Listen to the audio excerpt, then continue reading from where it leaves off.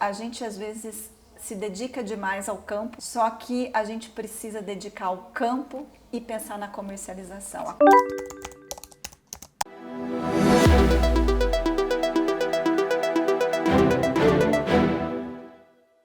Em março, nós falamos na revista da HF Brasil sobre esse aumento do produtor de investimento, tanto que ele foi eficiente no campo.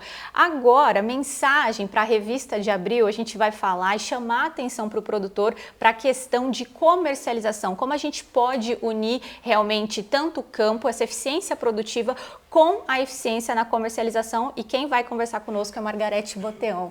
Margarete, conta pra gente como é que vai ser essa edição e como é que a gente olha para isso, como é que o produtor pode unir isso para ser mais eficiente e ter rentabilidade? A gente quis colocar essa edição num ponto que está muito claro de mudança de patamar de preços, principalmente para as hortaliças, né? Você vem de anos, vamos colocar a cebola aí, que é o símbolo aí, na descapitalização que houve desde o segundo semestre de 2024 e se manteve em 25, que foi esse excedente de oferta. Então, esse excedente de oferta nos diz alguma coisa. A gente quis, tanto na edição passada como essa, alertar que é muito bem-vindo eficiência técnica. Mas o que aconteceu na cebola, nesses 20 meses negativo, foi uma conjuntura muito favorável de clima, com melhorias de eficiência técnica. Num mercado maduro como o de cebola, você teve excesso de produção, uma queda abrupta de rentabilidade, porque com o aumento da produção o preço caiu mais que proporcional.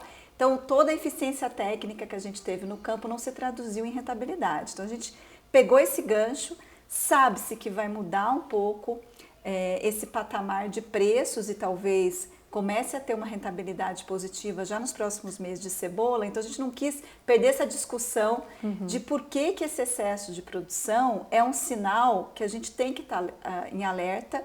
E o produtor, além, e é necessário eficiência técnica, mas ele tem que olhar que em momentos, em mercados maduros como cebola, onde você usa essa eficiência técnica, pode se traduzir por excesso de produção e todo o investimento dele não se viabiliza. Então, a gente quis se atentar a isso e colocar um outro ponto de discussão. Além da eficiência técnica, o produtor, de alguma forma, tem que pensar na sua estratégia comercial. Para quem eu vou vender? Sim. A que valor? Como que eu vou tornar esse produto mais valorado para mim? Inclusive, a gente estava falando de paradoxo produtivo dos FLVs. Qual que é a visão, né, na opinião de vocês e no trabalho que vocês realizam também, o principal culpado por esse paradoxo? Olha, a questão é que as grandes cadeias de FLV, no Brasil, elas estão num mercado muito maduro. Então, o consumo está muito estável, né? Eu estou falando principalmente dos produtos in natura. Então, batata chegou a um patamar de consumo, com um patamar de renda, com a situação econômica atual, é mais ou menos o consumo per capita. Então, se tiver, como foi em batata o ano passado, 10, 15% a mais de produção, você vai ter uma depressão muito grande de preços. É a mesma coisa de cebola. Laranja também aconteceu isso, são produtos de cadeias já maduras, onde qualquer aumento você traduz em uma queda muito proporcional de renda. Paradoxalmente, são culturas que tiveram um ganho tecnológico muito bom. Laranja realmente teve uma expansão tecnológica muito boa, hortaliças também, cebola, você teve um ganho de produtividade, um ganho de eficiência produtiva na batata. A grande questão, quando você pensa no lado produtivo em mercados já mais maduros, você tem que pensar que em certas situações, quando o clima é favorável, você tem um excesso de produção e uma queda muito grande de renda.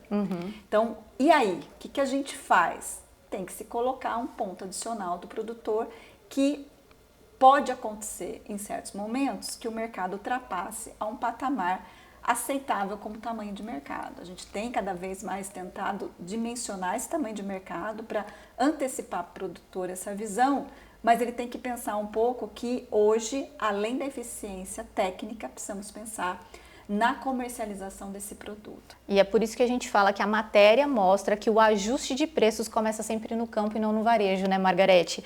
E por que esse produtor de frutas e hortaliças é sempre o elo que absorve mais esse impacto quando a oferta explode? Isso é tradicional em comercialização agrícola. O setor produtivo oscila mais o preço do que no varejo. Por quê? Porque o varejo, ele está na ponta final, ele tem um poder de decisão de falar, olha, eu quero tanto de cebola. O produtor, a hora que sai a cebola ou a hora que sai o tomate, é aquele volume. Sim. E ele precisa escoar, né? Então, se ele não tiver um canal mais acessível de comercialização, várias capilaridades, lá na ponta final o supermercado fala, tá, ok, se você quiser um pouco a mais, sim, ele tem uma diferença de tomar decisão, uma certa elasticidade que o produtor, depois que o produto está pronto e é perecível, não tem como estocar. Trazendo esse cenário, tem alguma cultura que conseguiu escapar desse paradoxo de 2025 e o que esse mercado, né, esses produtores fizeram de diferente? Essa edição a gente compara muito a variação do preço no varejo com o produtor.